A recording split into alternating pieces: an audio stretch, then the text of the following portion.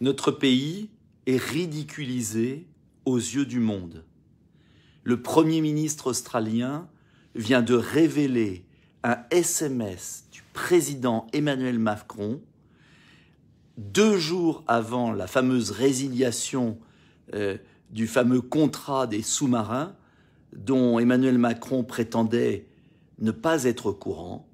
En vérité, le président français, Emmanuel Macron, avait menti. Il avait menti aux Français en faisant croire qu'il découvrait l'annulation de ce contrat. Il avait menti aux yeux du monde en jouant les martyrs, alors que 2 jours avant, il écrivait, il quémandait dans un SMS pathétique auprès du Premier ministre australien, il quémandait une information, allons-nous avoir une bonne nouvelle ou une mauvaise nouvelle? Mais comment un président de la République peut-il être aussi léger?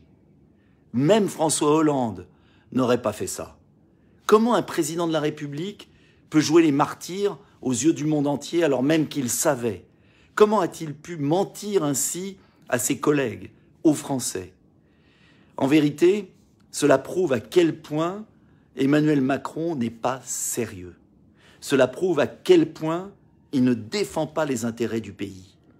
Et la mise en scène grotesque qu'il y a eu ce week-end avec Joe Biden, qui lui a tapoté sur l'épaule comme un gamin, alors même, écoutez bien, que Joe Biden avait 1h30 de retard au rendez-vous. 1h30 de retard. Et Emmanuel Macron est resté là à l'attendre. Alors me direz-vous, que feriez-vous à sa place? Premièrement, je serais respecté, car la France doit être respectée. Cela veut dire quoi? Cela veut dire réaffirmer notre indépendance nationale.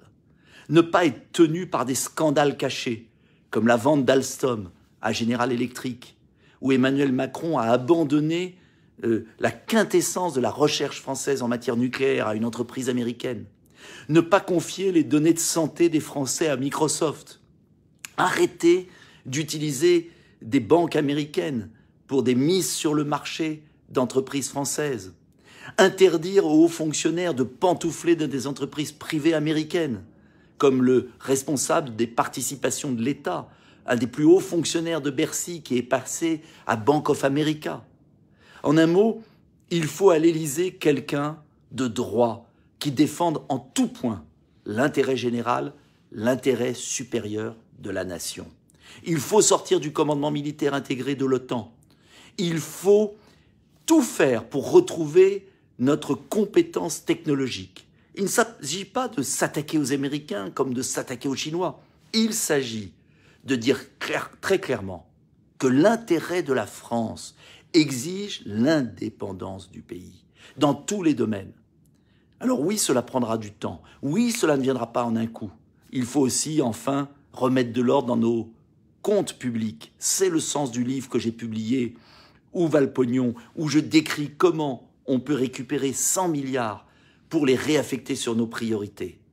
En un mot, l'enjeu de 2022, c'est aussi un enjeu de décence, de dignité pour la France et pour les Français. Avoir un président qui nous respecte, un président qui dit la vérité, qui ne ment pas, qui reconnaît ses erreurs quand il y en a, car personne n'est parfait, mais qui arrête les manipulations. Il faut pour cela aussi que l'on revoie le fonctionnement des médias français, qui ne doivent plus dépendre des oligarques. Car on le voit bien aujourd'hui, quand on regarde la presse étrangère, eh bien c'est pas le même discours que quand on écoute les médias français qui perdent toute crédibilité et qui veulent nous entraîner dans un clivage que vous voyez bien s'annoncer, qui serait désastreux pour la démocratie. Alors oui, diffusez cette vidéo, aidez-moi. Il faut vaincre la pensée unique, il faut redonner la liberté aux Français. Et demain dans l'hémicycle, ici même à l'Assemblée nationale, je bataillerai pour la liberté des Français en voulant bloquer l'extension du pass sanitaire, puisque le Sénat a refusé le projet du gouvernement et que ça repasse devant l'Assemblée nationale. Bonne soirée.